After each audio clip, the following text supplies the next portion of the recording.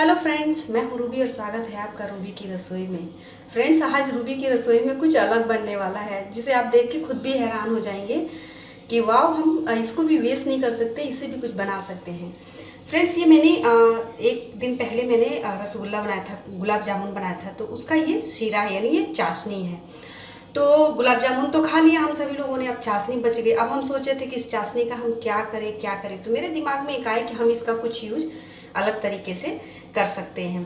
तो आप देख सकते हैं चाशनी में भी गुलाब जामुन के जो छोटे छोटे से टुकड़े थे वो बचा हुआ है। तो मैं यहाँ पे क्या करने वाली हूँ कि इसको मैं पहले छन्नी से छान लेती हूँ। तो ये देखिए, मैंने यहाँ पे एक बाउल रखा है और बाउल रखा है और बाउल में मैं इसे अच्छे से छान लूँगी। तो मैं छन्नी लगाऊंगी और इसको मैं छान लूँगी ताकि ये जो गुलाब जामुन के टुकड़े हैं वो इजीली ऊपर आ जाएंगे और जो फ्रेश चाशनी है वो इसके अंदर अच्छे से निकल जाएगी। तो थोड़ा धीरे धीरे करके छानेंगे और थोड़ा इसे बीच बीच में हिलाते रहेंगे। ये देखिए,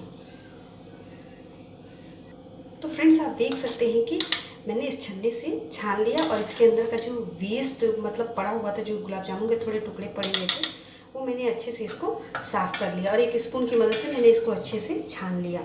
फ्रेंड्स, अब हमें करना क्या है कि अब हम इसमें आटा मिक्स करेंगे। आप चाहें तो आप इस नाश्ते को मैदे के साथ भी बना सकते हैं, मगर आटा के साथ बनाएंगे तो ज़्यादा ज़बरदस्त बनेगा और आपको लगेगा कि ये चाशनी है तो मीठा होगा। तो हाँ फ्रेंड्स, बिल्कुल ये मीठा ही बनेगा क्योंकि इसमें गुलाब जामुन का ये बचा हुआ चाशनी है तो डेफिनेटली वो भी मीठा होता है, तो इसलिए ये भी मीठा होगा। अगर हम इसमें पानी डालते हैं तो हमें ज़्यादा आटा डालना पड़ेगा और थोड़ा ये कच्चा कच्चा लगेगा, इसलिए हम इसमें विदाउट पानी यूज़ किए हुए हम इसमें आटा डालेंगे। तो ये आप देख सकते हैं मेरे पास एक बड़ी साइज़ की ये कटोरी मैंने ली है, बड़ी साइज़ की कटोरी लिया और उससे मैंने 1 कटोरी आटा लिया हुआ है। अब हम इसमें थोड़ा थोड़ा सा आटा डालेंगे और थोड़ा थोड़ा सा ये आटा डालेंगे और इसको मिक्स करते जाएंगे। तो ये लगभग 250 ग्राम से कम आटा होगा। हम देखते हैं कि हम इसमें कितना आटा यूज़ कर पाते हैं। तो यहाँ पे फ़िलहाल मैं 2 से 3 चम्मच डाल रही हूँ और उसके बाद से हम इसको आराम से पहले मिक्स करते जाएंगे।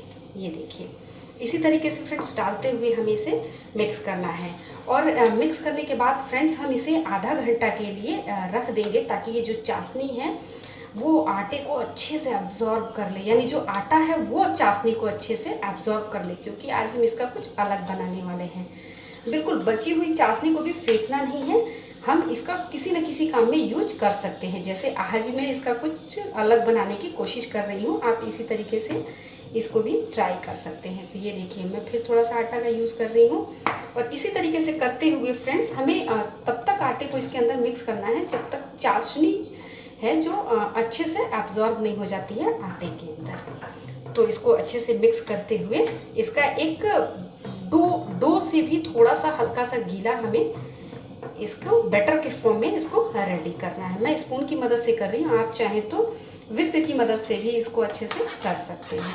तो ये देखिए, और बिना गुठली किए हुए हमें इसका बनाना है और बाद में आधे घंटे बाद हम इसमें यूज़ करेंगे थोड़ा सा इलायची पाउडर, हरा इलायची पाउडर, और इसमें थोड़ा सा ड्राई फ्रूट्स कटा हुआ। ये बिल्कुल ऑप्शनल है, आप अपने टेस्ट के अकॉर्डिंग यूज कर सकते हैं। अगर आप ड्राई फ्रूट्स नहीं यूज करना चाहते तो आप ना भी यूज़ करें, और हरी इलायची का टेस्ट आपको पसंद नहीं है तो वो भी आप स्किप कर सकते हैं, मगर ये सब मुझे दोनों चीज़ें अच्छी लगती हैं तो मैं इसमें यूज़ करूँगी। इससे और ज़्यादा ये अच्छा बनेगा। वैसे भी आप देख सकते हैं कि कितना बढ़िया लग रहा है ये देखने में। फिर हम थोड़ा सा आटा इसमें यूज़ करेंगे और इसको ऐसे मिलाते हुए हमें इसके जो बैटर होता है उससे थोड़ा सा हमें टाइट सा इसमें एक फॉर्म में, डो से थोड़ा सा कम और बैटर से थोड़ा सा ज़्यादा हमें उसी फॉर्म में इसको बना लेना है। तो बना लेते हैं फटाफट।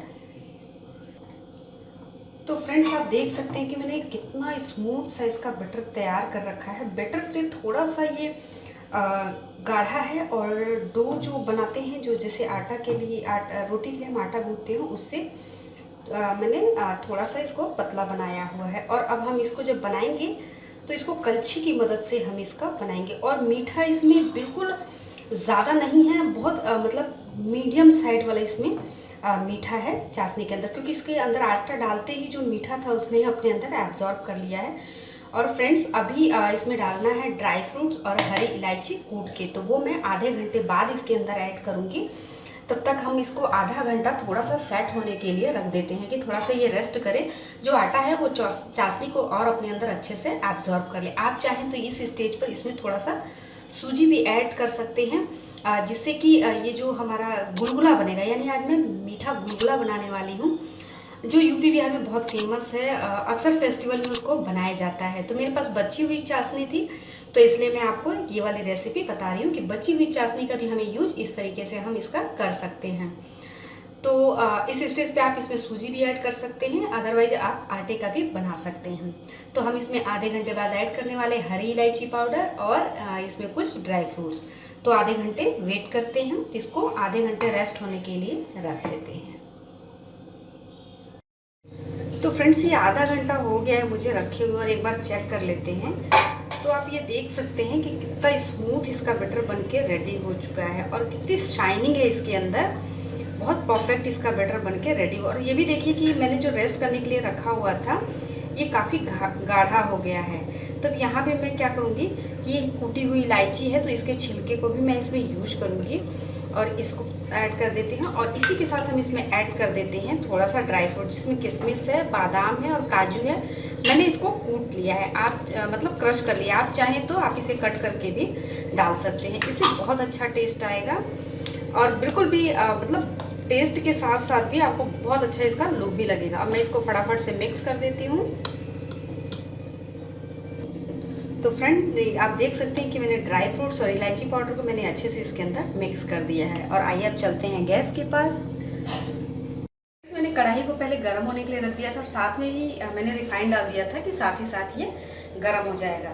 अब मैं इसको हाथों की मदद से ही मैं इसका मतलब गुलगुला बना के रेडी करूँगी। आप कुछ जो मन चाहे वो बोल सकते हैं, पुआ, गुलगुला, कुछ भी। तो ये मैंने थोड़ा सा हाथों में लिया और इस तरीके से जैसे हम कढ़ी के लिए जैसे हम तैयार करते हैं बड़ी, वैसे ही हम इसको भी तैयार करेंगे। छोटे छोटे पीसेस को हम थोड़ा सा दूर दूर करके ऐसे बना लेंगे। ये देखिए बहुत टेस्टी बनता है और बहुत इजी वे में बनके ये रेडी हो जाता है। तो यहाँ पे मैं सिर्फ इतना ही बना रही हूँ और फिलहाल इसको मैंने मीडियम फ्लेम पे रखा हुआ है। हमें बिल्कुल मीडियम फ्लेम पे ही इसे अच्छे से तलना है। तो वेट करते हैं।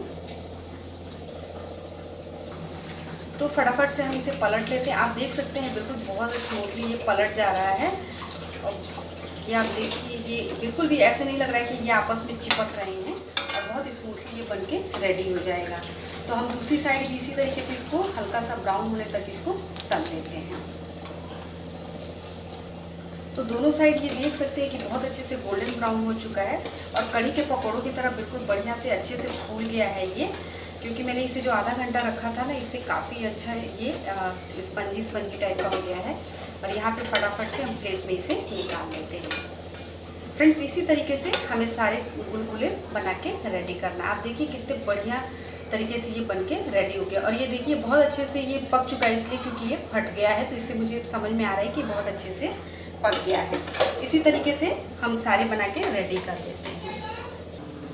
तो फ्रेंड्स आप देख सकते हैं कि मैंने आटे के गुलगुले बना के रेडी कर रखा है। मेरी बची हुई जो चाशनी थी उससे और आटे को मिक्स करके थोड़े से ड्राई फ्रूट्स मिला के कितने बढ़िया गुलगुले बनके रेडी हो गए हैं और बिल्कुल क्रंची क्रंची ये गुलगुले बनके रेडी हो गए हैं। ऊपर से ये जितने क्रंची हैं ये अंदर से उतने ही सॉफ्ट हैं। आप देख सकते हैं कितना बढ़िया इसका लुक आ रहा है और खाने में यकीनन ये बहुत ही लाजवाब होता है।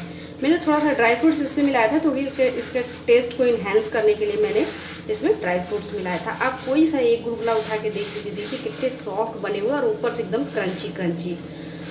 तो इसे बनाना जितना आसान है, खाने में ये बहुत ही टेस्टी होता है। और बची हुई चाशनी का बनाया है तो यकीनन ये बहुत ही लाजवाब बन के रेडी हुआ है। तो फ्रेंड्स ये है मेरी आज की रेसिपी, बची हुई चाशनी और 1.5 कटोरी आटे का मिक्स करके गुलगुला बना के मैंने रेडी किया है। तो आप अपने घर में इसे ज़रूर बना के ट्राई करें। अभी तो दिवाली का दिन आ रहा है तो आप इसे घर में बना के ज़रूर ट्राई करें और ख़ुद भी खाएं और अपने घर में जो भी मेहमान आए उन्हें भी सर्व करें। फ्रेंड्स अगर आप मेरे इस चैनल पे नए हैं तो प्लीज़ मेरे चैनल को सब्सक्राइब कर दें और बेल आइकन प्रेस करना ना भूलें, जिससे वीडियो की अगली नोटिफिकेशन आपको मिलती रहे। वीडियोस को लाइक करें और शेयर करें। तो मिलते हैं बिल्कुल इसी तरीके की कुछ नई रेसिपी के साथ। तब तक के लिए bye bye and take care.